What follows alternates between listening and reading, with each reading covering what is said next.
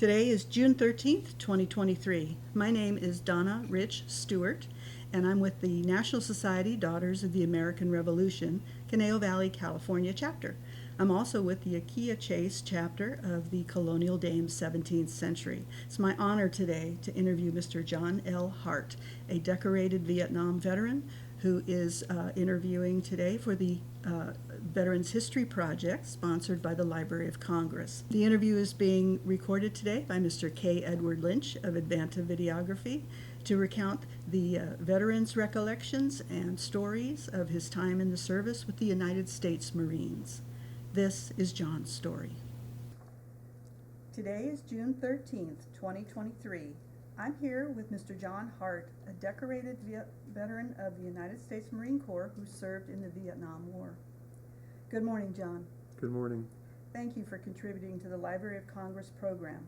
It's important to preserve materials from America's war veterans and record first-hand stories of their experiences in the U.S. military for the Veterans History Project.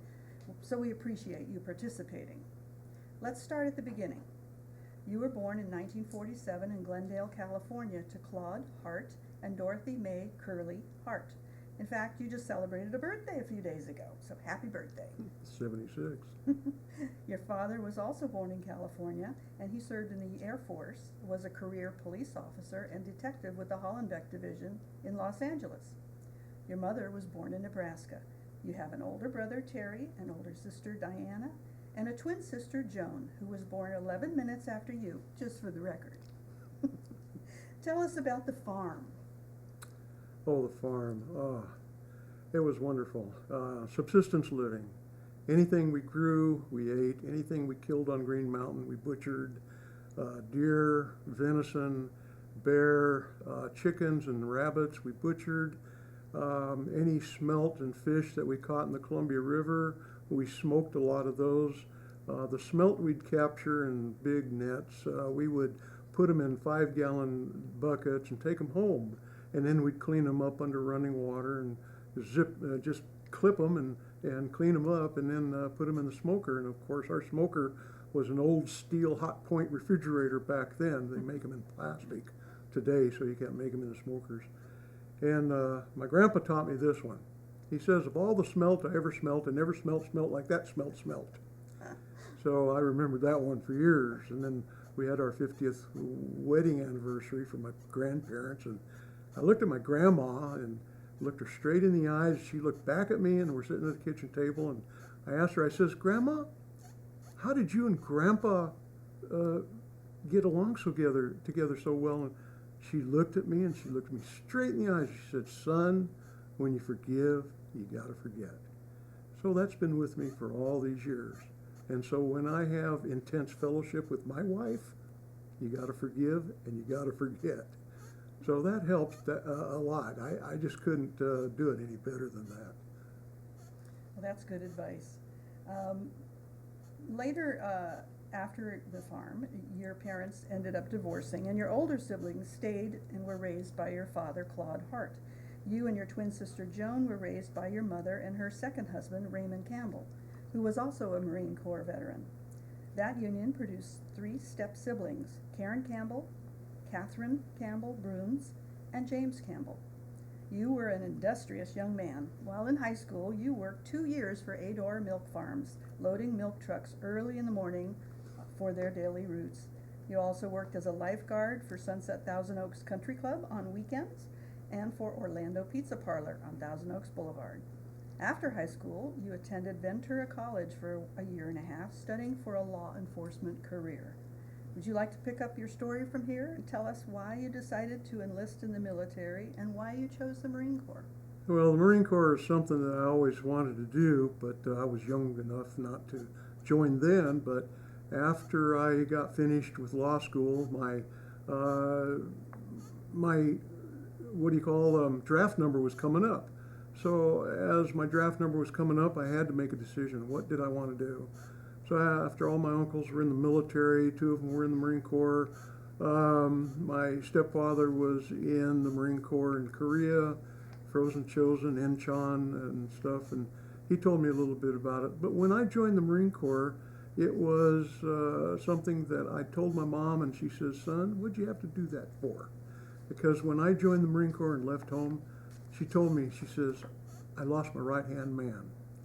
So when I joined the Marine Corps, that was the beginning of independence, breaking and cutting the apron string. I didn't need to go home and ask Mom, what do you want to do? Where do we go? What do we, stuff like that. What are we cooking for dinner tonight? It was do or die in the Marine Corps. So I decided I wanted to survive. I was 2 points away from having the Presidential Fitness Award. I couldn't do 2 extra pull-ups, and That I was in boot camp, correct? didn't make it. And That where was your in boot camp. My boot camp was in San Diego, Camp Pendleton, and we did 8 weeks, and then we did Infantry Training Regiment. And the Infantry Training Regiment taught us a lot of stuff that we should know and do and prepare for Vietnam. Some of those were the M79 grenade launcher, I believe you The told me? M79 Yeah. grenade launchers, different machine guns, the M14, the rifle range, shooting. I didn't shoot expert. I shot next down from that. But when I was in Vietnam, I got to be expert pretty good. Tell us about some of your distinct recollections from your service in Vietnam. Oh my goodness. The mud was up to our knees. Feet and boots were always wet. The places that I worked at was a maintenance battalion motor pool, and I was a wrecker driver. And being a wrecker driver, I went to I Corps and 2 Corps, and for those of you who know about I Corps and 2 Corps, you could actually go from northern of South Vietnam, up there by Quang Tri, and down to Da Nang and even further. So my wrecker duties were to pick up blown up vehicles from out of the jungles and bring them back to the shops to get them repaired. When we do that, we had what's called Project 10. Project 10 was to give 85 vehicles to the Korean Marines as they came aboard. So when we were in Phu Bai, our big building was always busy repairing vehicles to give to the Korean Marines. And after that, it was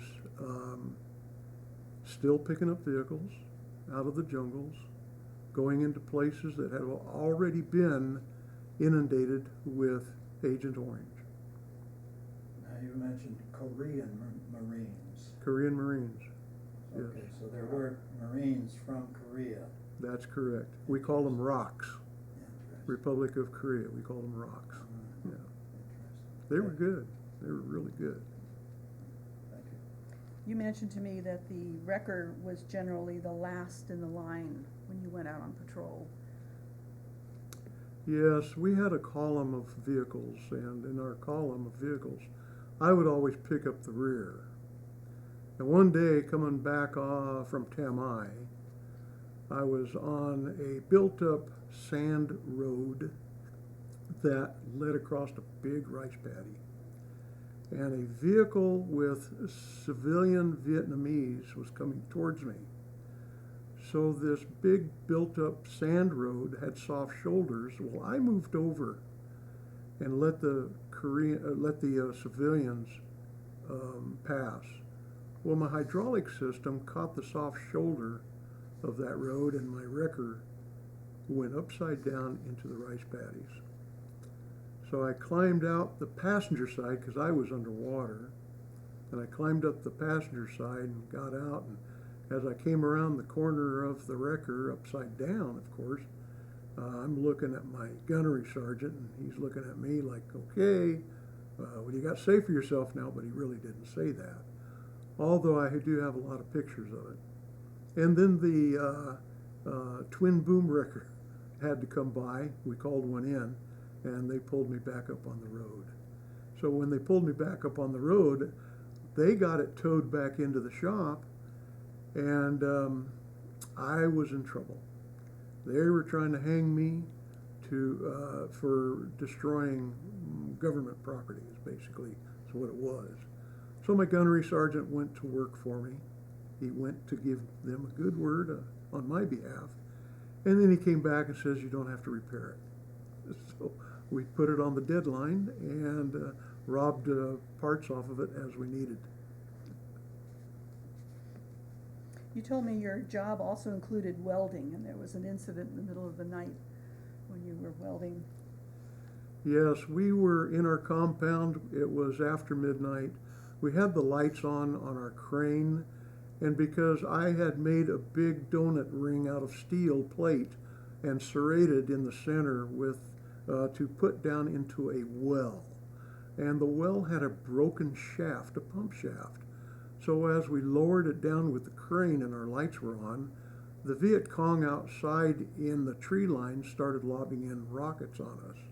As they lobbed in some rockets and mortars, we decided, okay, shut the lights off, and we had to repel the Viet Cong coming at us because they were coming close enough to throw satchel charge over the fence and take out some of our men.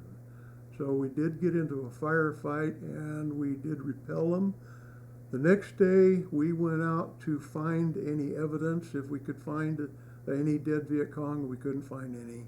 And we found out later on that as they were mobile, they were actually putting bamboo, hollowed out bamboo around their legs, down on their calves and tied to their calves. And they would angle this bamboo. Of course, it had a pin down at the bottom, and it would ignite the mortar as they were firing them into our compounds. So that's what made them mobile. We couldn't find them. They would move around a lot. You also mentioned that you had another close call while you were in your wrecker with coming across one of the highways as I was coming out of Anwa. This was the first time.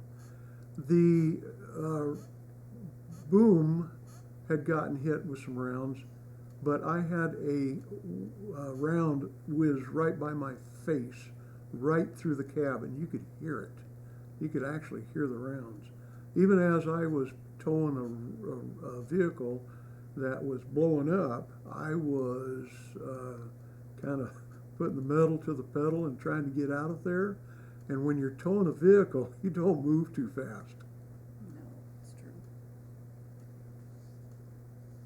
So tell us about the children and how you had to be cautious of children. Oh my, that's such a heartbreak.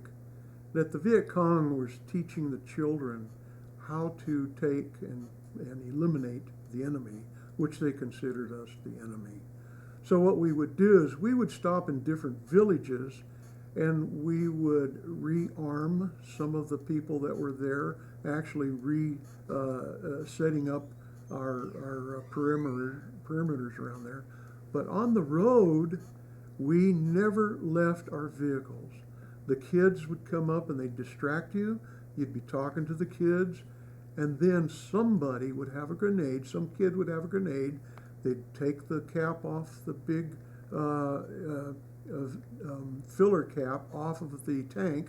They'd drop the grenade in, and if you get in your vehicle and go down the road, the tape just dissolves, and boom, you never know who did it. And that's happened on a couple occasions. So we learned never to leave our vehicles. Always somebody was standing by our vehicles. What did you told me something really interesting about how you should never discard used batteries in the jungle, you were taught. Yeah, that's another thing. We've come across a lot of booby-trapped items in the jungle. When you're walking along and somebody says, oh, look, there's a pen. They say, oh, look, there's a pen. And you pick it up and you click it and boom, your fingers are gone. because the Viet Cong had such a way of thinking on how to booby trap items that was one of them. You know, among the punji stakes that were in the pits, anything that would come down and swing from the trees when you tripped the wires, and they'd take out anybody that was in the path. Other than that, we were very cautious as to where we walked, where we stepped, and how far we could go without having any booby traps and hurting our men. So tell us about your living quarters, your hooch. Oh, our living quarters, oh, those are, they're unique. They were built by the Seabees, and of course we put sandbags all around them, so if mortars hit the ground, the shrapnel wouldn't go right through the plywood and get you while you're sleeping in your cot. So one day the mortars started coming in. We're still in our skivvies, our underwear, and we got up, we ran out into the bunker that was next to the hooch, and I hit the side of it and got laid out. And so Corporal Darren, a friend of mine, picked me up and got me off the ground and hauled me into the depths of the bunker until after all the rounds were shot off. Then we were on alert after that because we knew they were close. You mentioned Corporal Darren a few times. Have you stayed in touch with him? I haven't found him at all. I'd like to find him and talk to him because he was a good Christian friend. I was Christian at the time, and we both knew what was coming down the pipelines as far as the work that we needed to do and try to stay safe and help our buddies.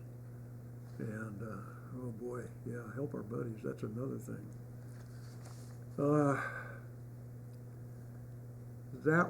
That hurt, especially when you don't want to go out and do drugs and smoke marijuana, smoke dope, and do the things that they wanted to do. And they'd poke their finger in my chest like this, and they'd say, you're a narc, aren't you?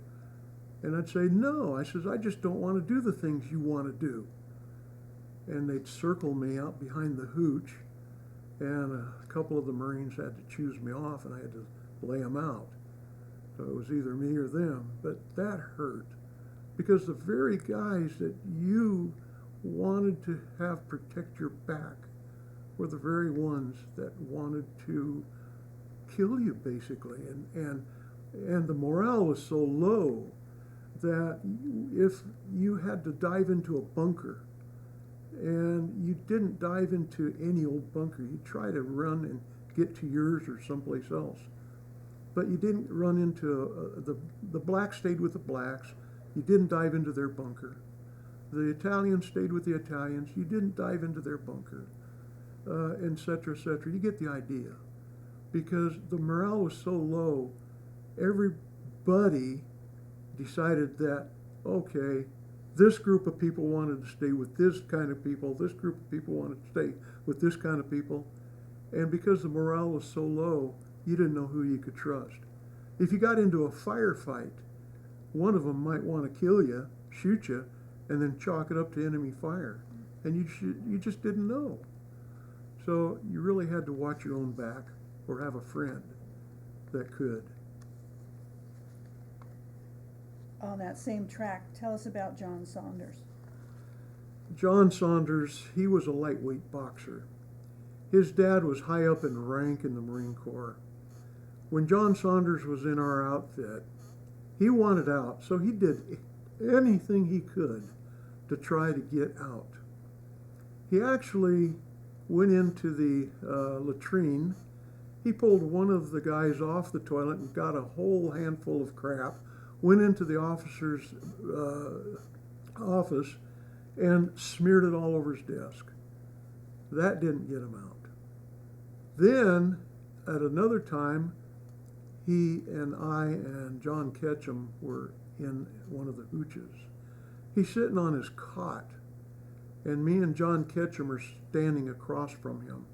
And he reaches under his bunk, his cot, and he says, hey guys, look what I got.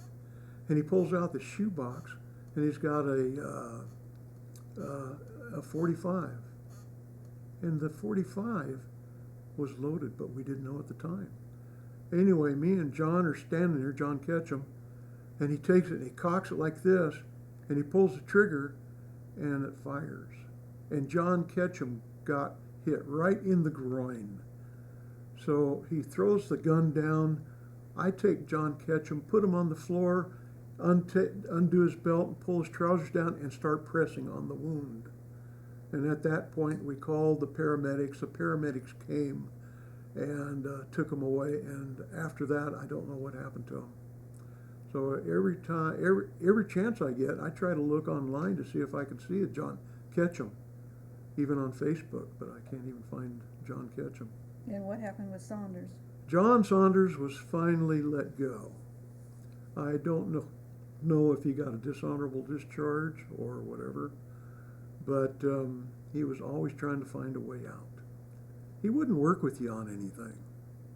Basically, he was his own person. He was selfish, he was self-centered, and we couldn't work with him. But he wanted out. And I think that shooting John Ketchum was the last straw. Hello, we've had lots of events in Vietnam, and this is just another one of them. We set up an LSU, a logistics support unit, in a cove between Phu Bai and Da Nang.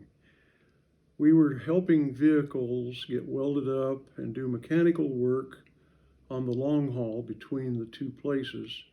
And any trucks and any vehicles we worked on, we did it in a huge tent in this cove. It had 4 bays in it. We had 4 vehicles at a time working inside, all of us doing welding, mechanical work. And while we were welding, it was other guys in there also. And of course, when I was on the trucks welding, the reflection of the other welders, that ultraviolet frequency would bounce off the tent walls and into my welding hood, and of course reflect off my welding mask and into my eyes. Well, I had burned eyes for 3 days, and it felt like sandpaper in them, so I was down for 3 days. And but I recovered.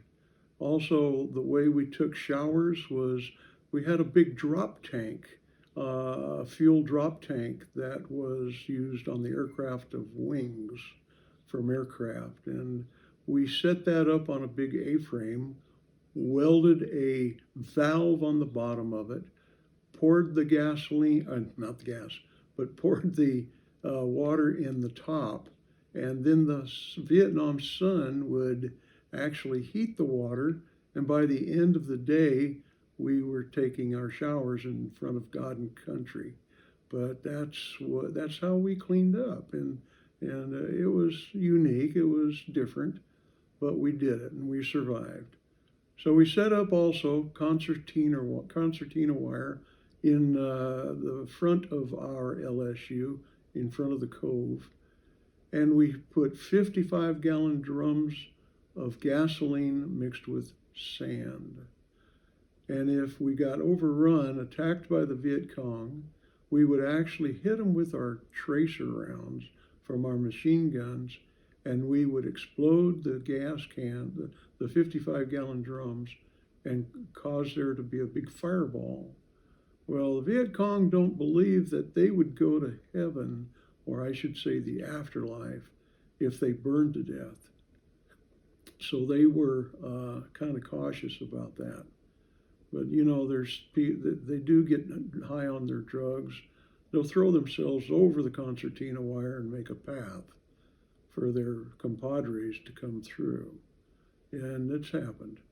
So you just have to be prepared. Nobody overran us, but we were prepared.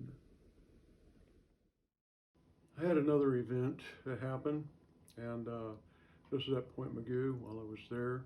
But I had to write it down because I'd lose too many points on it, just trying to remember all the facts. So I had to write it down, so I'm going to read it. Being a jet engine mechanic at Point Magoo, I decided I wanted to get my A&P license and work private airplanes on the side.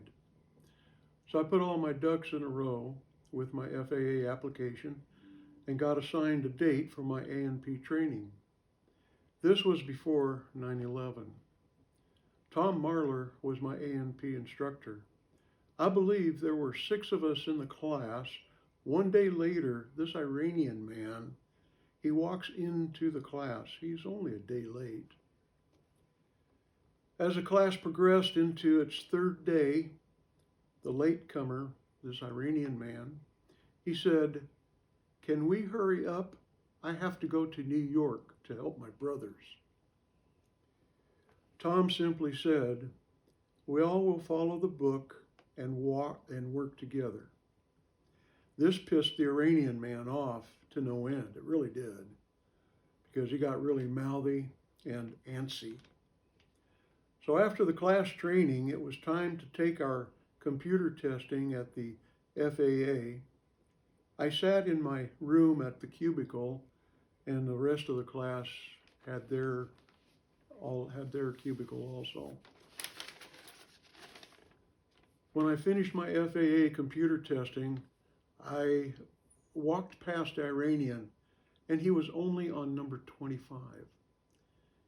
He flunked the test twice from what I was told.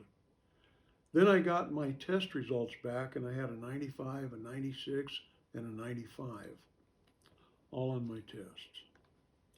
Then later, 9/11 hit. After watching the TV happening live, I remembered what the Iranian man said in class. Listening to the news of who was responsible, I saw the methods these people trained for. Some just wanted to learn how to fly and not how to land.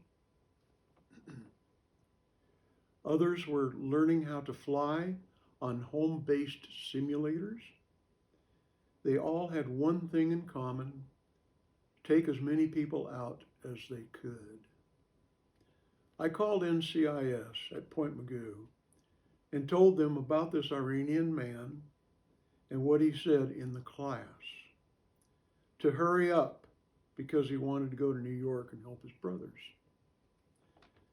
I called Tom Marler, my A&P instructor, and told him that NCIS would like to talk to us. Tom and I were sequestered. Tom gave NCIS the Iranian's name, address in Simi Valley. NCIS went out to Simi Valley to see what they could learn about this man. It turned out the man gave Tom a bogus name and a bogus address. No such person existed. So I and Tom believe we had a terrorist amongst us in the class. I say that because of what he said. Can we hurry up? I have to go to New York and help my brothers. That statement alone, with his demeanor and attitude, kind of told the story right there. All this was pointing to a sleeper cell among us. So sometimes you don't even know who a neighbor might turn out to be. My heart is still heavy for all the loss of life on 9/11. God bless America, but I believe if things continue the way they are, we are ripe for judgment from God. You get the picture. So, after your period of service was over, you were discharged, and you flew on Braniff Airlines to LAX coming home. Tell us about that. Yeah, And on trip the on Braniff. Yeah, on the that's Braniff, right. there was a really pretty stewardess, and she sat on my lap in the airplane coming home, and she was talking to me, and I was talking to her. But one of the Marines had a camera, and he took a picture, and I have it in my scrap album. Telltale signs. My wife says, "Well, who's this?" You know. Of course, I had to tell her. Anyways, it was fun coming home. When I came home, I landed at LAX, and I was coming through the terminal, and people were there because they knew a lot of us Marines were coming home. So as we're coming through the terminal, they're calling us baby killers and spitting on us. And, you know, it's such a strange environment coming through all of that, because here you're coming home from war. You're not a war hero. You're not nothing. You're just a low scum of the earth. And then we have to come through that stuff coming home. Well, I got in my mom's car. She picked me up at LAX, and she was the only one that said, "Welcome home, son." And I cried. I literally cried. And I told my mom what had happened coming through the airport. Because even here at Point Mugu, when a lot of the guys, when I worked out there at Point Mugu, we'd have people coming in. And they'd be coming home from the Middle East, Iraq and Afghanistan. And I'd be out there and I would be greeting them. They'd have the cameras out there. They would have wives with flowers and the kids. And they'd be getting a hero's welcome. And I'd be right there with them, giving them a thank you and a high five. And asking them, "Hey guys, welcome home," and telling them welcome home. So when I did that, I was trying to give myself a closure that it's just not only us from the Vietnam era, but a lot of men that came home that didn't even get a welcome. My heart goes out to them. It really goes out to them.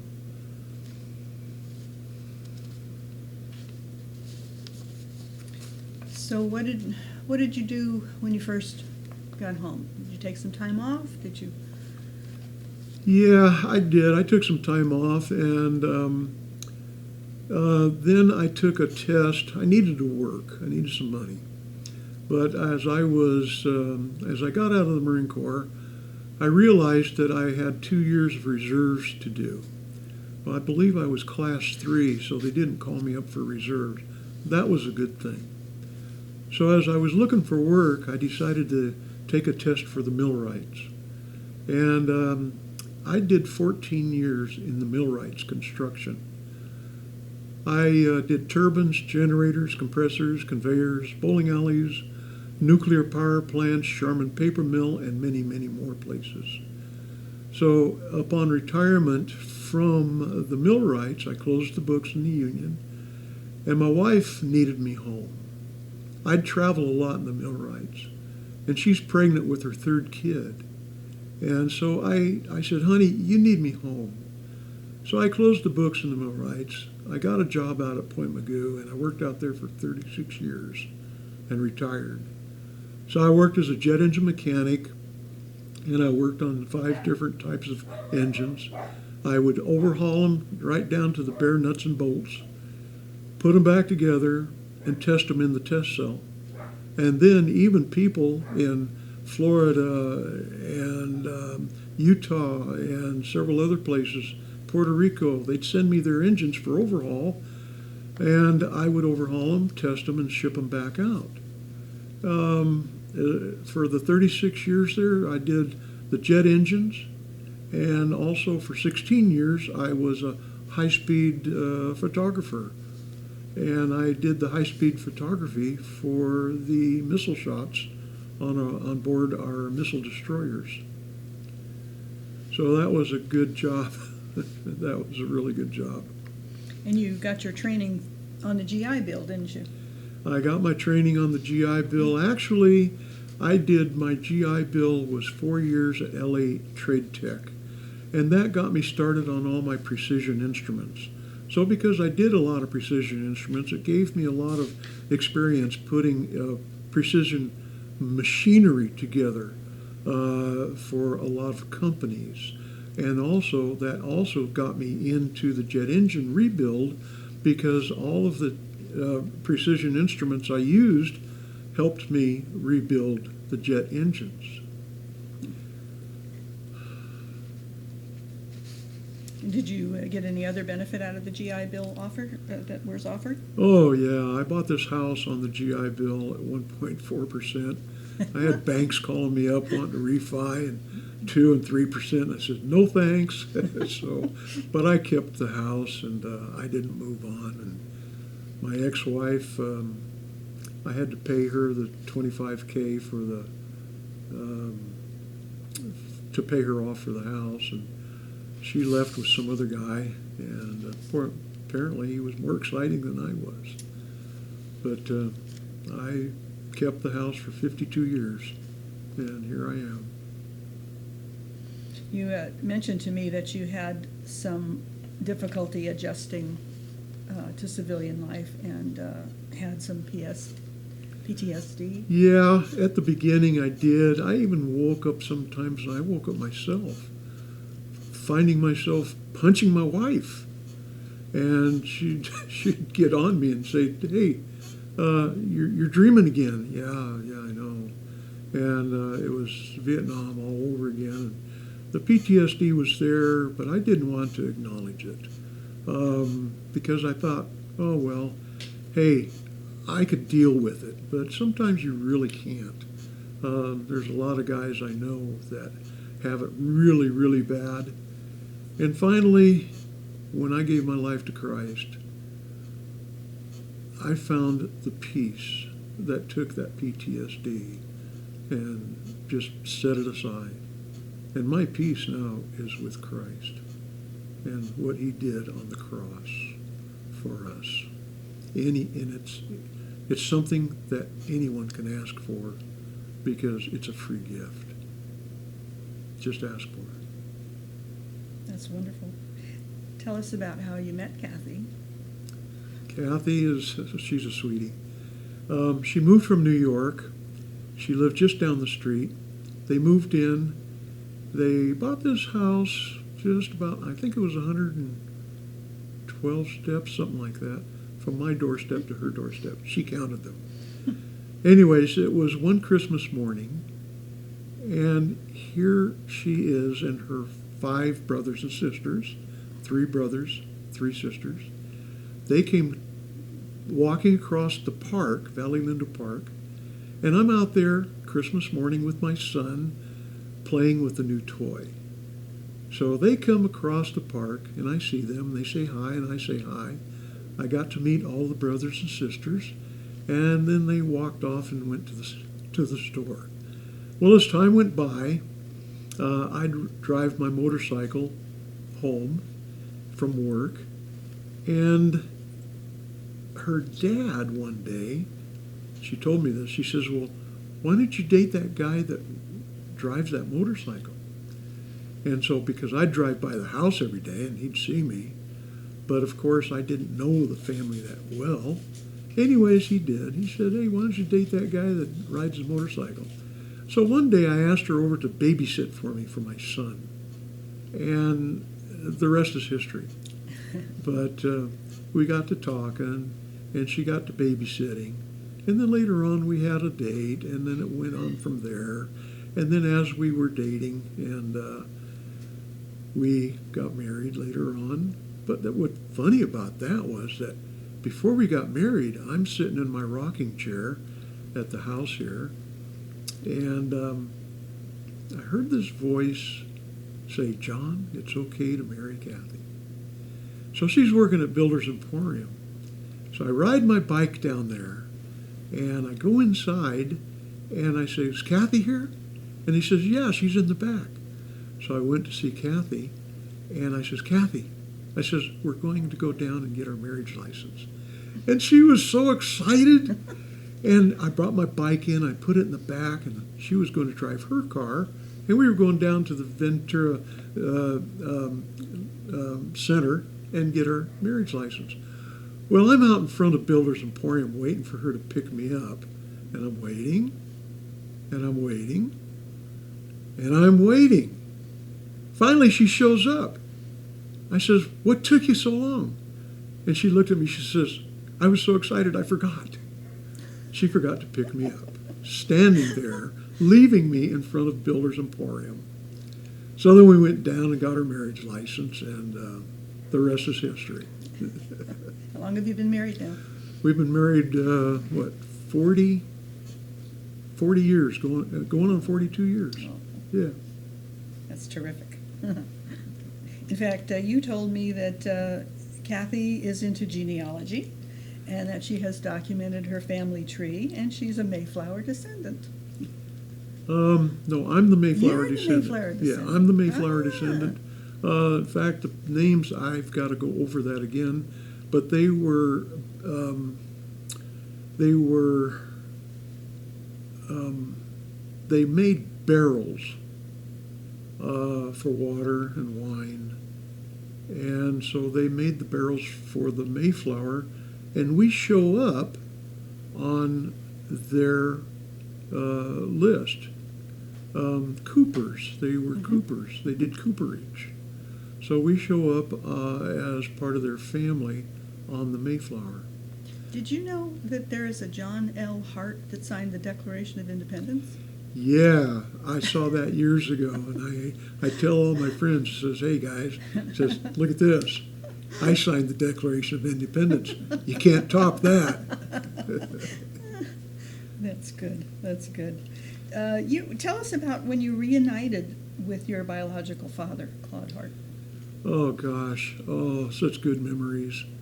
My parents divorced when I was 2 years old. I was raised by a stepfather.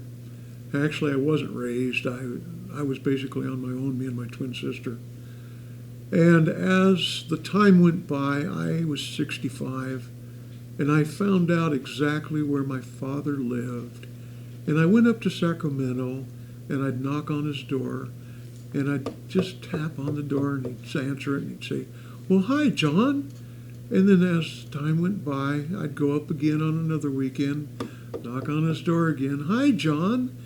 And I'd talk to him, he'd show me pictures, and he'd say, you know, if I had the money, I would have kept all 4 of you kids, my older brother and sister, me and my twin sister. And he says, but I didn't have the money, so I let you and Joan go with your mom, and I kept Terry and Diana. So as time went by, I'd go up there, and this was about 9 months later, and one day I knocked on the door, and he says, hi, son.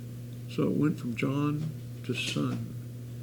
And as we were talking some more, I got to asking Dad, and I says, Dad, because I was ministering to him the Word of God, and he would listen.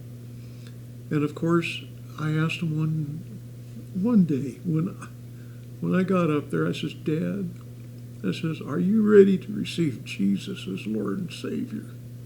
And in his own frail little voice, he said yes.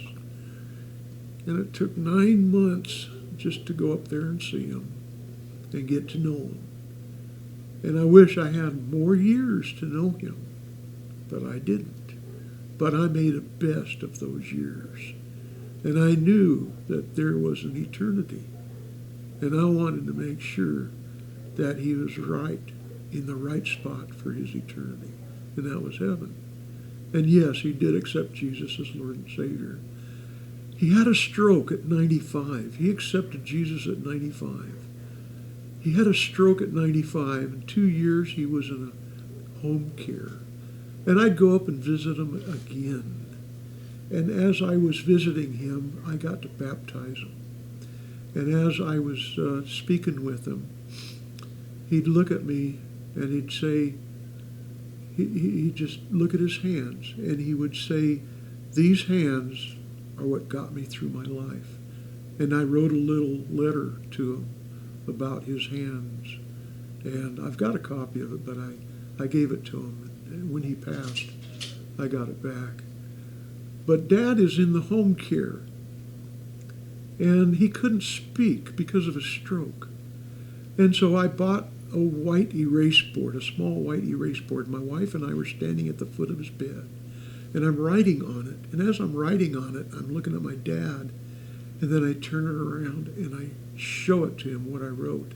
And I said, Dad, do you remember when you accepted Jesus as Lord and Savior at your house? And he'd shake his head, yes. And then he'd take it, erase it, and he would write something. And then we would communicate that way. And as we communicated, we would just cry and just say thank you for the little time that we had together. But that's how I got to talk to my dad at the end, was when he was 97, he passed. 2 days after I left the home care facility, my brother called me up and says, Dad's gone. And that's the last I spoke with him.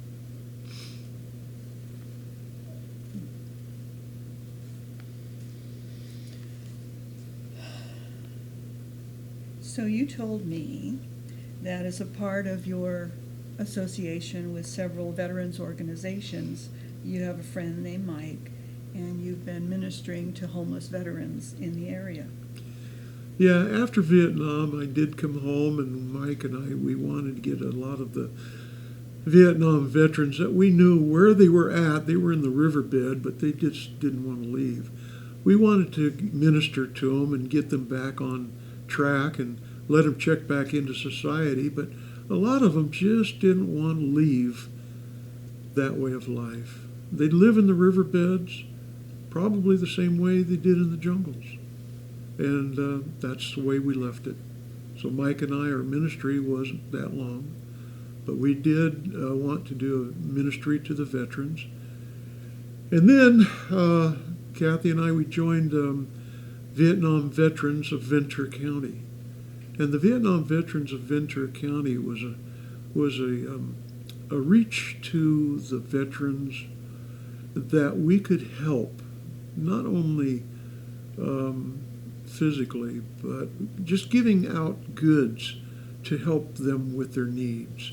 And some of the veterans that we did reach out to were the ones in the riverbeds, and we'd put packages together and go down and deliver them to them. And they just didn't want to come around, but that's the way we left them. But a lot of the veterans that we did help, they said thank you, and Vietnam Veterans for Ventura County did a lot of good work. They did a lot of good work. What would you wish more people would understand about veterans? That, oh my, the veterans are a unique bunch of people. That is a camaraderie. Veterans are my brothers and my sisters. They're the ones that know what each one of us went through. That camaraderie you can't buy. That camaraderie you have to earn. That camaraderie is from people who's got your back, and you know they've got your back. And because of that, you forge a friendship that lasts a lifetime.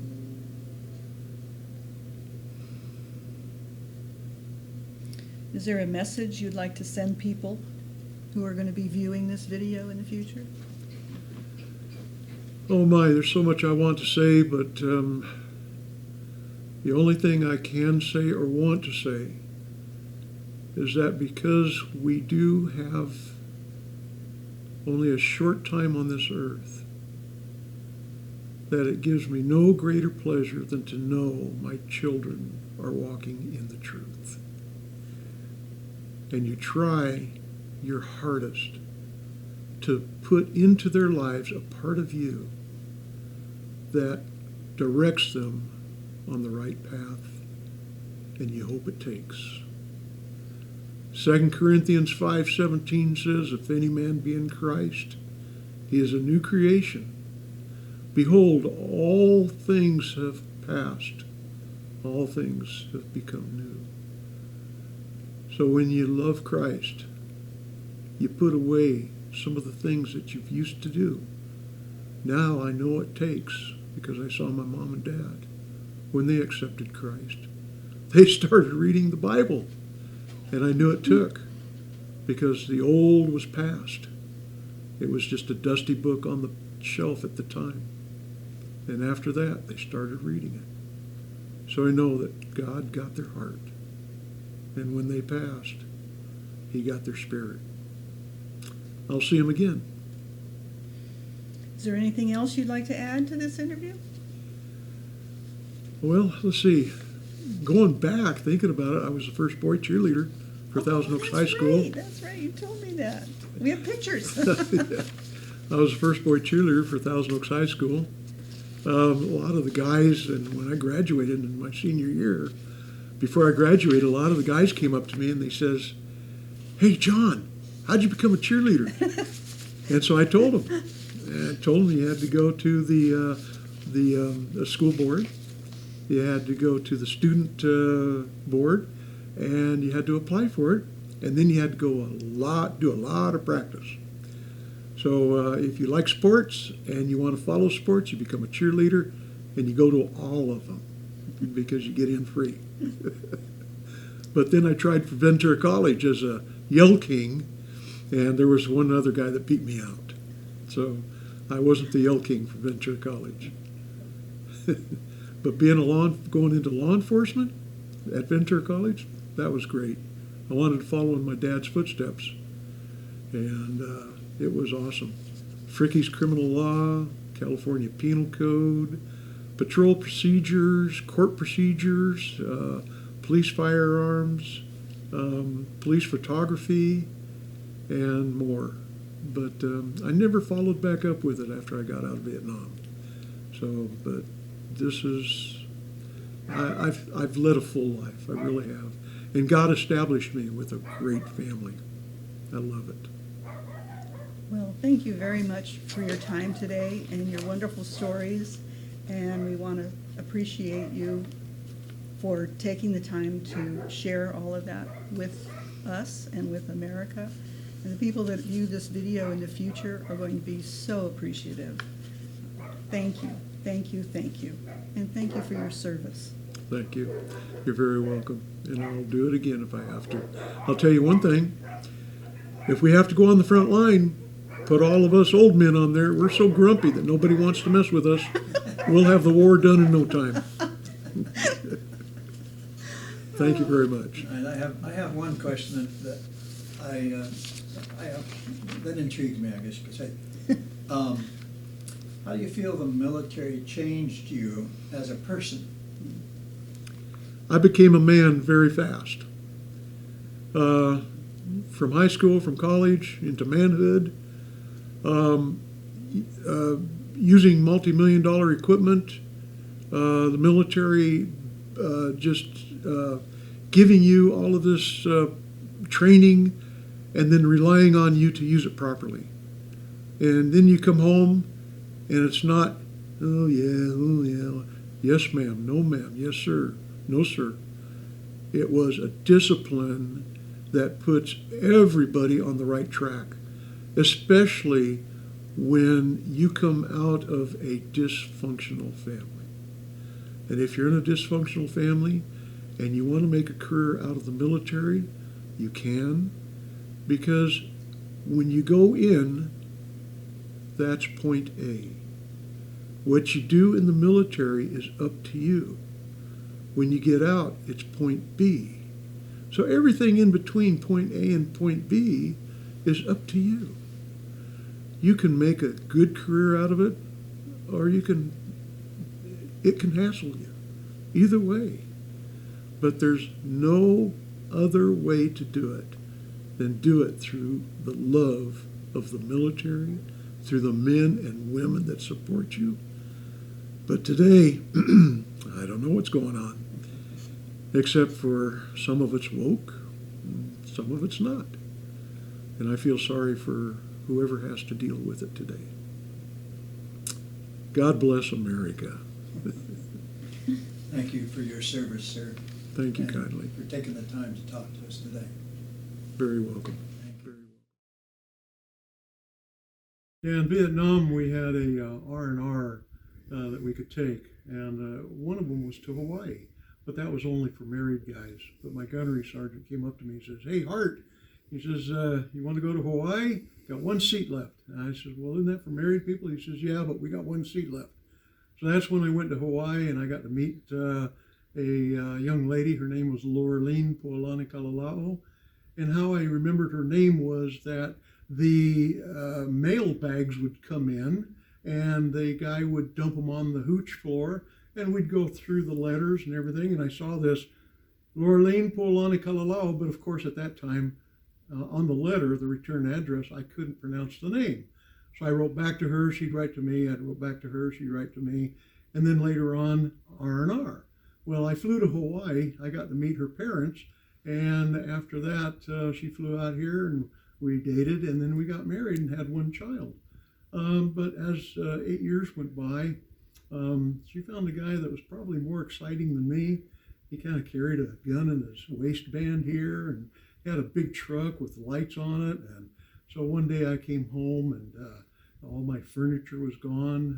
Her and her boyfriend and his friends, I guess they had a big moving van. And I came home to an empty house after coming home from work. Well, she takes off with him, and 25 years later, I get a phone call. The guy calls me up. His name was Randy Myers. He calls me up, and he says, John Hart? And I says, yeah. And he says, you probably don't remember me. This is Randy Myers. And I says, yeah, I remember. He says, I want to just tell you, he says, I know I ruined your family. He says, but I accepted Jesus as Lord and Savior, and I want to ask you to forgive me. So what I said earlier about 2 Corinthians 5:17, old things have become new. His heart was changed. God captured his heart, and he just wanted to make amends. So he called me up on the phone, asked me to forgive him. We cried on the phone together, and then he hung up afterwards. But that was a start of forgiveness, and we have been friends ever since. So if things do look bleak in your lives, just know that there is a way, and God makes those ways. Wholesome Grandpa started when we went to Albuquerque, New Mexico on vacation. We were going to pick up our grandson, and then we were going to go up on Sandia Peak. Sandia Peak is a ski resort, and we're down at the gondola waiting in line to get on. And then a friend, not a friend, but a guy behind me saw my Marine Corps hat, and he says, oh, my dad was in the Marine Corps. So he started talking to me, and I started talking to him, and I told him, I says, hey, this would be a good time to go up on Sandia Peak and propose to your girlfriend that he introduced me to in line.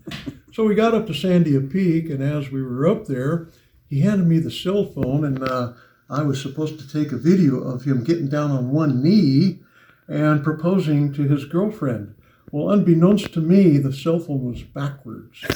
So I took a video instead of them doing the proposal.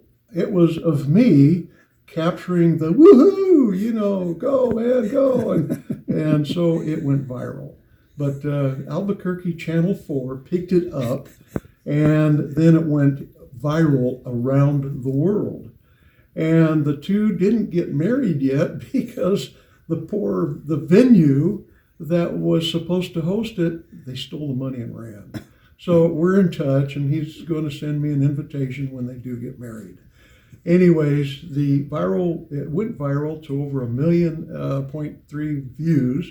And with that, what was funny was that when we watch it on TV, the different countries that spoke a different language, they would put it in their language underneath, but my English would come across and it would be interpreted in their language. So if you want to speak Japanese, just look at it on TV, because it went all over the world. Russia, Germany, Japan, Australia, the Netherlands, and all those other places, England, and so it was fun. That's it awesome. was fun. That's awesome. The USS Cole was hit in 2000 in Yemen, and when she got repaired, she went back out to sea, and me and my other photographer buddy, we got to go on board the USS Cole in Puerto Rico. When we got on board, we got out to sea, we got all prepped for the missile shots, and we knew which silos vertical launchers we were going to set up with our high-speed cameras. So then when we got set up, the captain says, ship's company, we're going to do something that we didn't do before, never done before. We're going to do 2 missile shots at once. So that means that we're going to do the fore and the aft missile shots all at once. So I set up my cameras on the bow at the vertical launchers. My partner set up his cameras at the aft missile launch deck. And then when we got into the hangar bay, we did the countdown and launched both of the missiles at once. And the USS Cole was now set up to do 2 missile shots at once. And I think it was a great time for the crew because now they could do something that they couldn't do before. They did lose 17 members of their crew, and they had a lot of damage. And when I got on board, there was some people that kind of reluctant to get on board again after she got hit because they were kind of saying, we heard voices down in the hold. And that was something that I didn't want to relay to anybody, but now it's some years afterwards, and I think we can go ahead and talk about it. Wow. This is setting up our cameras for our target ship. We have high-speed cameras set up for our target ship for incoming missile rounds. And when we do the missile rounds, we test the missiles against this target ship, and this gets hit. The rounds will go right through these cans and exit, and we won't, but the iron workers or the riggers will put new cans on, and then we'll take it back out to sea, and we will set her up for another missile shot.